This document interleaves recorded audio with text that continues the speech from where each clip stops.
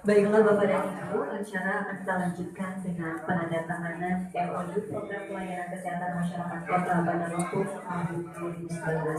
Kepada seluruh direktur rumah sakit atau yang mewakili, dipersilakan untuk dapat berdiri dan mengambil posisi di depan meja.